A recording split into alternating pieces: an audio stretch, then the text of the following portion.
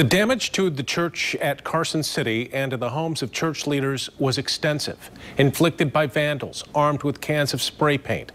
It led to allegations that the church is a cult and had failed for decades to report sexual assaults. Well, today, police reports and surveillance video obtained by Target 8 show the extent of the damage and why a former church member says she was behind it. Target 8 investigator Ken Kolker has been on this case for weeks. He's in studio control tonight with the very latest on this. Ken? Yeah, Brian, the woman behind the spray-painted messages told police that she did it, but that despite some of the words she left behind, it was not meant as a threat. On church property and at the homes of church leaders, they painted words like cult, lies, deceit, false shepherd, only Jesus saves, and family killers.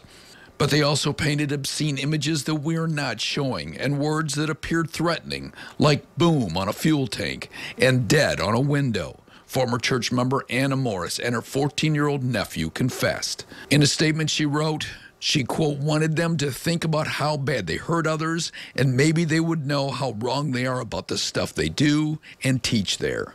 Her nephew wrote that he, quote, tagged a local cult. Video from the church's surveillance cameras first showed the two skulking around just before 11 on Halloween night. It shows them marking the church and a church van. Some former church members responded by calling the church a cult, accusing leaders of breaking up families and covering up sexual assaults over the last 40 years. A police report obtained by Target 8 shows that leaders in recent years acknowledged that the church's late co-founder, Lee Sherman, molested children decades ago and that it was not reported. But church leaders have denied other allegations. Some former church members say they understand Morris's motives. Any one of us could have snapped and done, I'm sure probably every one of us have thought about it, but she just acted on it.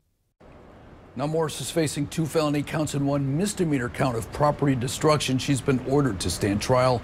Her nephew was charged as a juvenile.